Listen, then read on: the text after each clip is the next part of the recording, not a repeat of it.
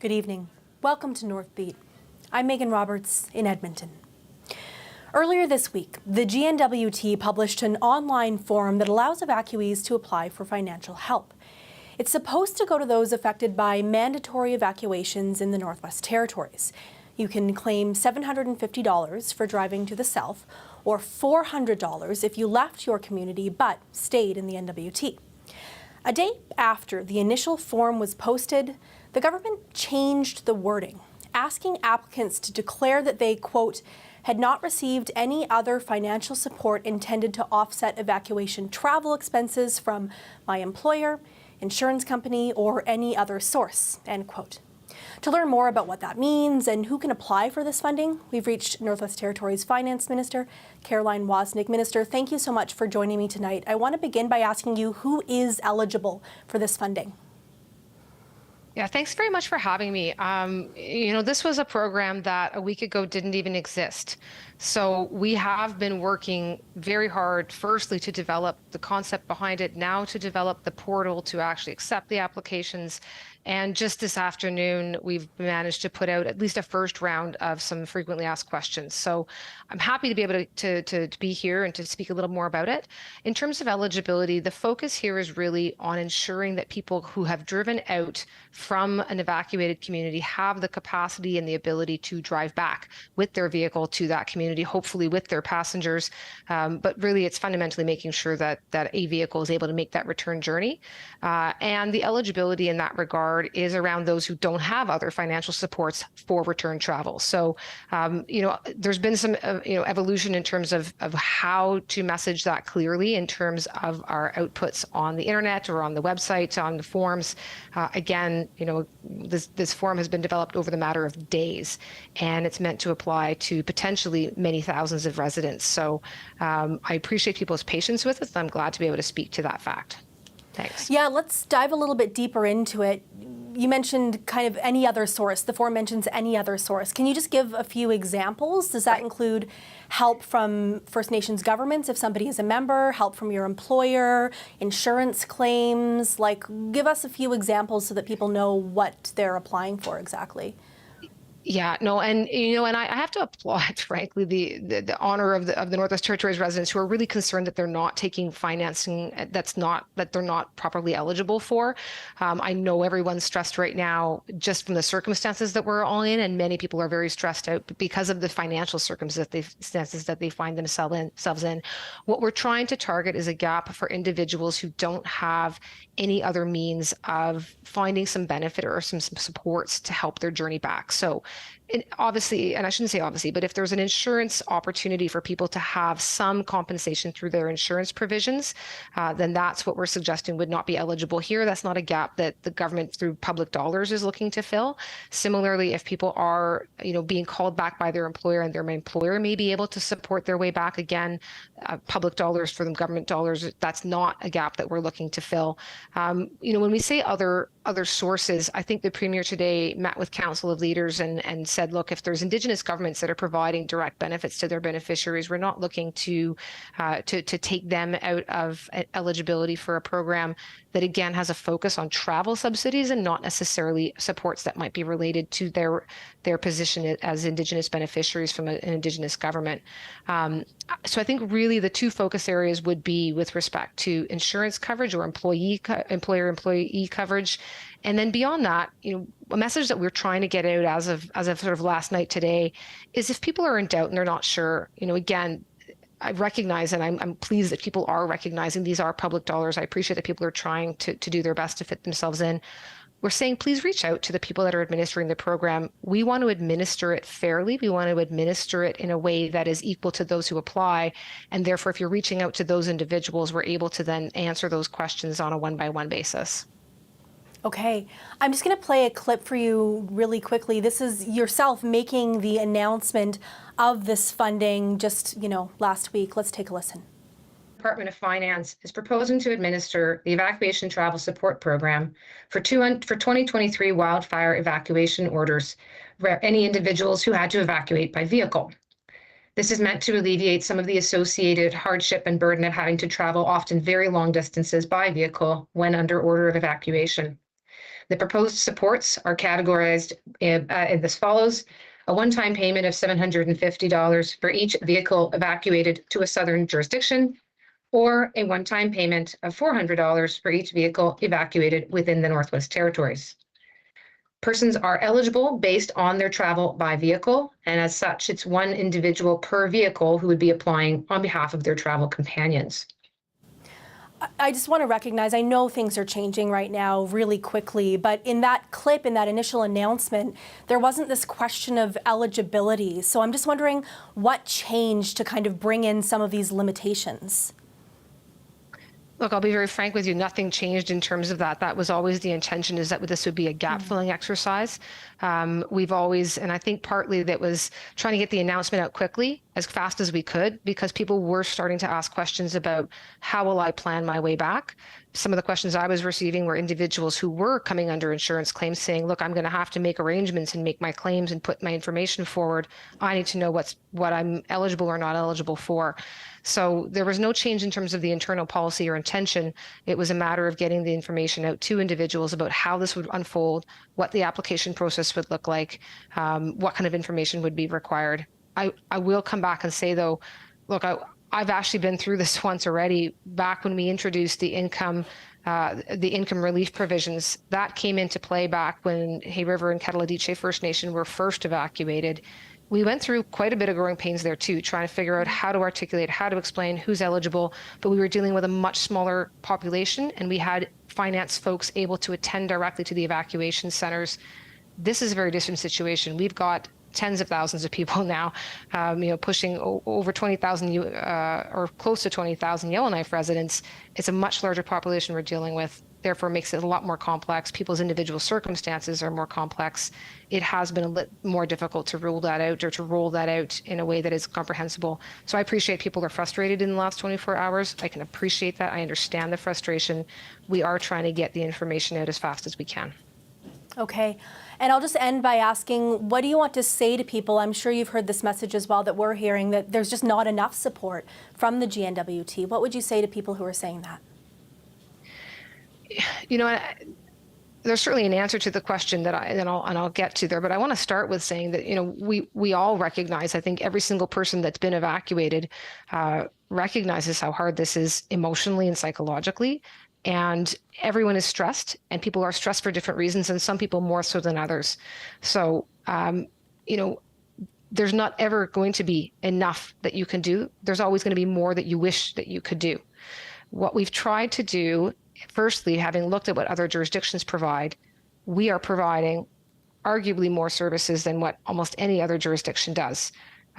Only Alberta provided, at least in their wildfire season, a benefit to each of their residents that was evacuated. It's about 10% of their population, if I recall correctly. We're looking at 70% of our population that's been under evacuation this year for this wildfire season. Very few others provide the kinds of direct financial supports that we are providing. So we've got the income disruption program at $750. Now we have this travel subsidy at $750, and we're looking at providing return airfares for folks who can't provide their own way home via the evacuation flight services that are coming in from the various points of origin. So we're already doing quite a lot. I just don't want people to think that we think it's enough. In a perfect world, sure, there'd be more to be done. But at the end of the day, I'm also facing the bill for the evacuation centers, for the accommodations, for the food, for those programs, for the enhanced payments to income supports and people who are on income support as seniors or as people who are disabilities. There's a whole host of things. The SEED program is being enhanced to provide supports for businesses, and we're continuing to look at what else we might need to do as we go forward. The fire season is not over for us. So I want to encourage people again to apply to the income disruption, whether they're sure if they qualify or not, to apply to the travel support if they think they might qualify. Folks will work with them. We have increased and redeployed staff to be there to answer those emails and those phone calls to help them decide and determine if they're properly eligible. But I wouldn't want anyone to not apply because they're just not sure. We'll work with them and help them get through. And the next step is going to be getting those flights arranged so that folks who require a flight home are able to do that. Okay, we'll leave it there. Thank you so much for your time, Minister. That is Caroline Wozniak, the NWT Minister of Finance. Now, the fire situation does remain severe in the Northwest Territories right now, and Mike Westwick says crews are faced with what he's calling an important juncture in their response. Westwick is a fire information officer with the Territory. He says Hay River has seen cooler conditions the last 3 days, but that is about to change. He says powerful winds will strike tomorrow. Here he is talking about the fire in Hay River and the other fires around the Territory. In Hay River, where fire has reached within just 1.5 kilometers away from the center of town, we've seen 3 days that have been shielded from smoke, or shielded from sun, where the fire's been shielded from sun by the smoke. That's meant lower temperatures, more moisture, and less fire activity. But tomorrow we expect the tides to change on this, with winds expected to reach 25 kilometers an hour sustained, gusting up to 50 to 60 kilometers an hour. Very low levels of moisture and temperatures reaching the mid to high 20s. There's some potential for some serious challenges tomorrow. These winds are expected to come primarily from the west, which could push fire more than 20 kilometers to the east towards the Highway 5 and 6 junction. It could be a tough day of firefighting, but the team here has put in the work to prepare. This unified command between the town of Hay River and our team. Work like creating fuel breaks to the west of town with heavy machinery, like reinforcing them with fire retardant, like setting up a huge network of sprinklers and structure protection along the periphery of town and in surrounding areas which may be threatened, and like working to put out hotspots around areas already affected by fire so they don't become a problem later, and like hitting the fire with aircraft as much as visibility allows so we can keep our folks safe. Tomorrow, that team's going to stand tall, and we're going to be ready to stand tall and fight that fire and keep our folks safe while we do so. The Wood Buffalo Complex near Fort Smith, Fort Fitzgerald, Tebacha, and Bordertown will also have strong winds to contend with tomorrow. Got winds shifting from west, southwest to southwest to west throughout the day, reaching 15 to 20 kilometers an hour sustained, with gusts again up to 50 kilometers an hour. It's going to be a pretty similar risk for significant growth to the east and to the north. But again, there's a really big team working together there between the town of Fort Smith, Alberta, our government, and Parks Canada. They've been taking the right steps to prepare for this. Like setting up a huge network of structure protection once again around the town of Fort Smith. It's really unbelievable the kinds of things that are being done around communities this year. To building huge control lines stretching from Bell Rock to Fort Fitzgerald, connecting with natural breaks in the fuel-like waterway, to taking action from the air, to putting down those spot fires that could become a threat. The team has taken every step to be ready to defend this place. And in Yellowknife, we're making really good progress on supporting a safe return for everyone in the capital area.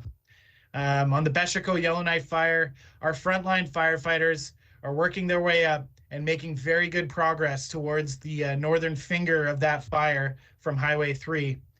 They're knocking down hot spots even as we saw flare-ups over the past few days. Significant columns of smoke visible from the community. We've had aircraft working to tamp those down and allow them to continue to make good progress, and we're feeling very good about our work there.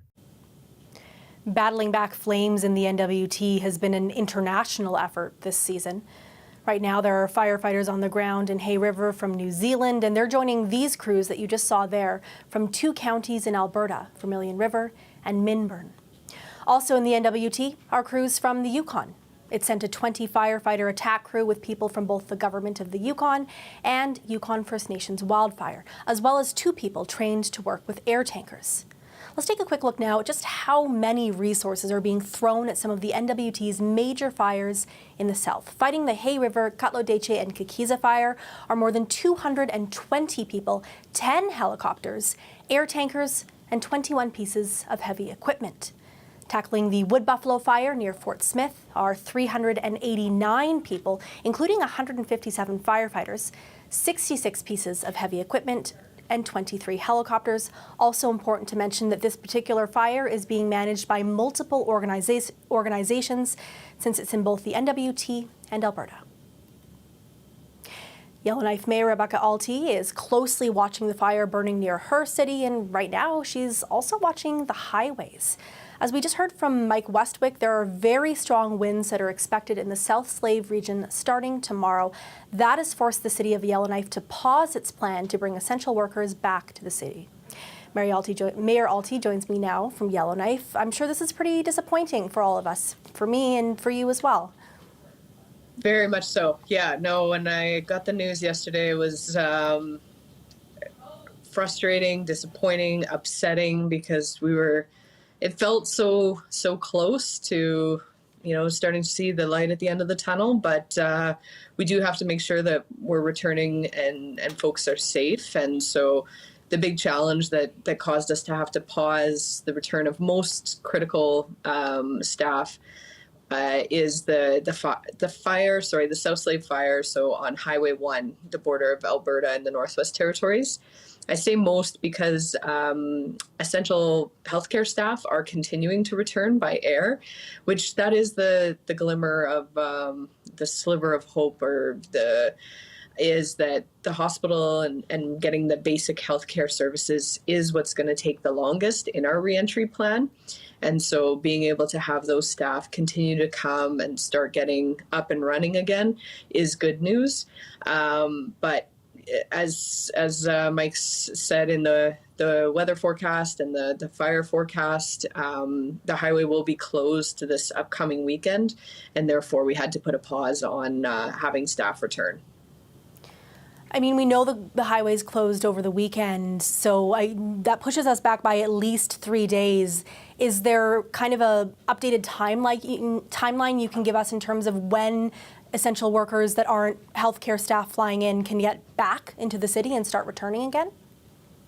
That is the challenging part. So the hospital is going to take the longest. However, they do have, some of their staff returning, so maybe it won't take them as long.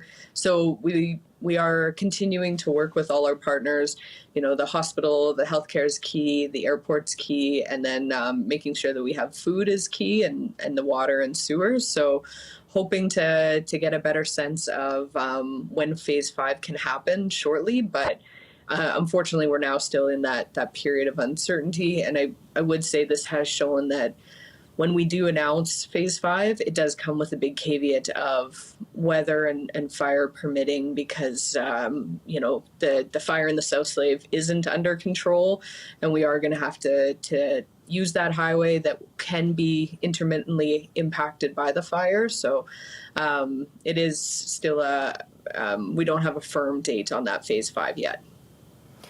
Can you talk about what plans are in place for phase 5, just acknowledging what you just said, that there's just the one highway that we need to use to get from at least Alberta into the Northwest Territories, and if there's still really active and dangerous fires and weather, what is the plan to make sure people can actually get past there if we're moving into phase 5 at some point?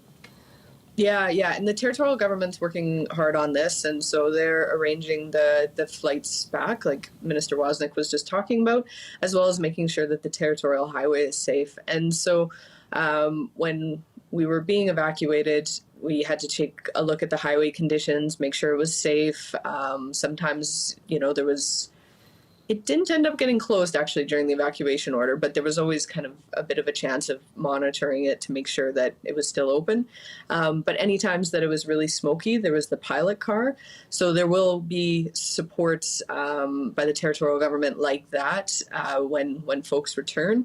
And if people were listening in on the update at 4 p.m. today, the territorial government did talk a bit more about that in how they're actually counting cars at the checkpoint to make sure that the cars that are passing the checkpoint, once they get to Enterprise, they're also doing a count to make sure that everybody is getting through. So the safety of the highway is definitely important, and the territorial government's working hard on that. Okay, and I'll just ask really quickly, if you could, Mayor, do you have a ballpark for how many people were able to re-enter before this pause, essential workers, I should say? I don't, but I know Stanton is continuing to have folks fly back. We did have a few people from the city, but not many were able to make it back in time. So the one thing I would stress is, although we're pausing, people actually getting back to Yellowknife, the work hasn't paused. So continuing to spend the day calling people, figuring out, are they flying or are they driving? So that work's all happening so that once we get the okay to resume phase 3, we're able to action that as quick as possible. So again, I know how stressful it is, how terrible the situation is, doing everything we can, but at the end of the day, there are stuff that's uncontrollable. And at the end of the day, we're a remote community, one highway, and that fire is right there. That's a pretty big challenge for us today. Absolutely. Okay.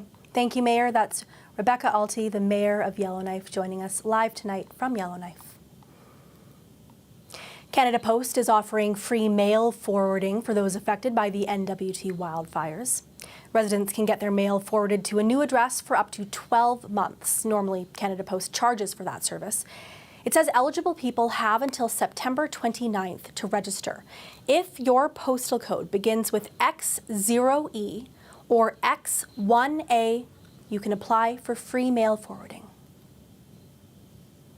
The NWT isn't the only jurisdiction dealing with wildfires, of course, and right now they're also causing concern in the Yukon and worry there about whether Whitehorse is ready. Chris Windier has been looking into how the territory is bracing for fires that could one day threaten the Yukon's capital. Here's the first part of his two-part story. Every summer, communities across Canada find themselves entered into a grim lottery. In this unprecedented wildfire season, it seems any community can be next. Hit hardest of all this summer, the Northwest Territories. By late August, nearly 3 million hectares had gone up in flames. The hamlet of Enterprise, just south of Hay River, was almost completely destroyed.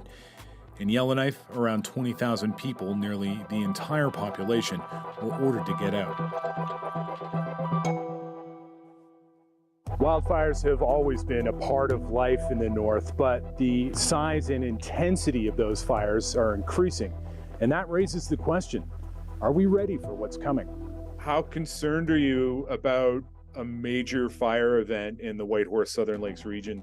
I think the way to look at it is that a fire is inevitable. We often forget as humans, I would say, that our life cycle is shorter than the life cycle of the average forest. Each fire season now serves as an ominous glimpse of life on a warming planet.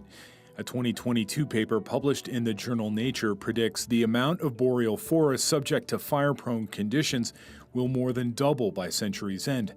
That boreal forest extends in a massive band across the top of North America, from Labrador to western Alaska.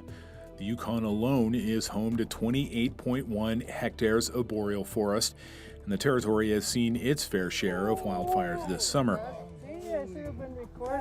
Oh, I just got it. You should pull straight up. Hunter. Mayo and Old Crow were both evacuated last month because of wildfires, and some residents of Whitehorse fear this community's time will eventually come. This is a 1,000 gallon tank. I have another 1,000 in the house, and I have another 1,000 that I keep around the property in the summertime. So I have a lot of volume of water, so if something happens, I can flood the whole roof with water. Peter Wojtowicz lives just outside city limits. He's outfitted his home with an elaborate network of sprinklers and pipes. He hopes this will save his home if it's ever threatened by fire. But the bottom line, you got to take care of yourself on that, because if things happen, if there was a fire coming through here, there are a lot of people going to be in trouble here. Wojtowicz isn't the only one getting ready. Down this road, wildland firefighters have bulldozed a huge parcel of land. They've torched the underbrush that would serve as fuel for any major fire that would pass through here. It's the latest in a series of controlled burns. The idea is to build a line of defense between the suburbs to the north and a massive expanse of boreal forest to the south. Tomorrow on Northbeat, we'll look at how governments in the Yukon are preparing for a major fire. Chris Windier, CBC News, Whitehorse.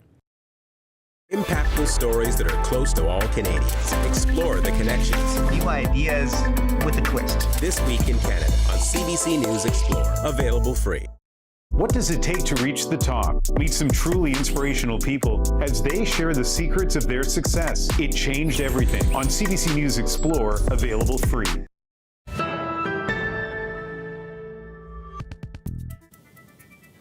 A delegation from Iqaluit's Kayuktovik Food Center is in Geneva for talks on food security at the United Nations. Beth Kutyuk is president of the Food Center's board. She says people around the world are experiencing high rates of food insecurity, but she says it's much worse in Inuit Nunangat. Kutyuk says she has 5 minutes to present 4 main ideas at the talks, and she says the most important one is paying hunters a salary. They're already the frontline workers, essential workers in addressing food insecurity in Inuit Nunangat. But right now they're doing it out of pocket. All the costs are being covered by themselves. And what we really need is for them to actually earn a living from this work that they're doing, and for this to be really valued work within our communities. Kutyuk says hunters need consistent long-term funding from government.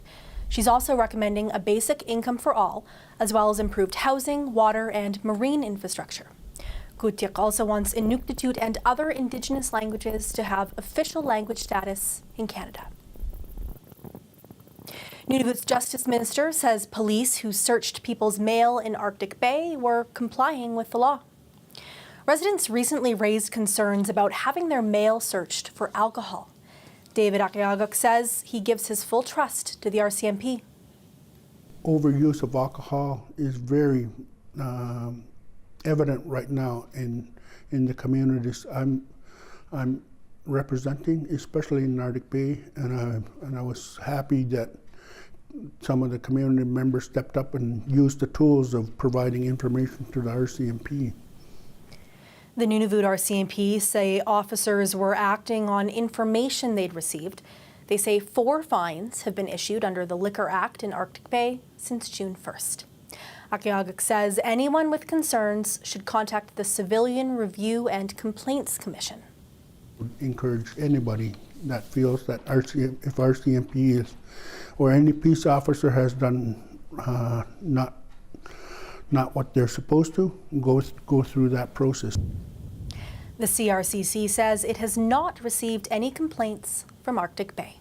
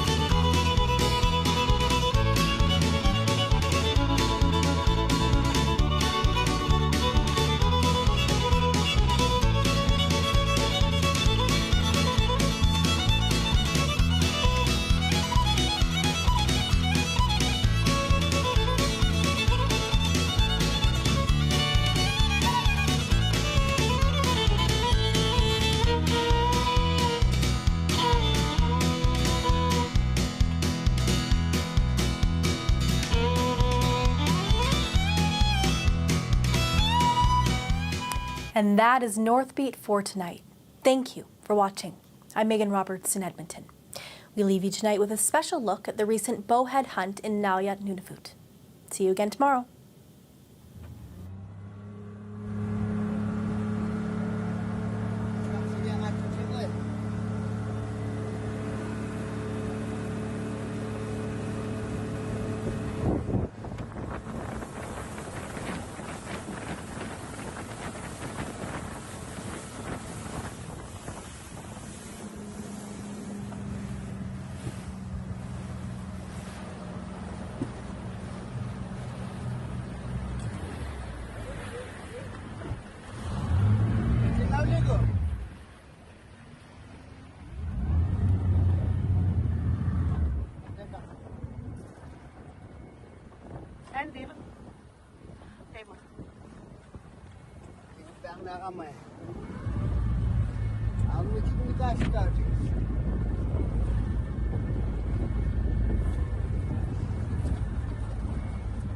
Lalu tiang sekarang makan ni pun.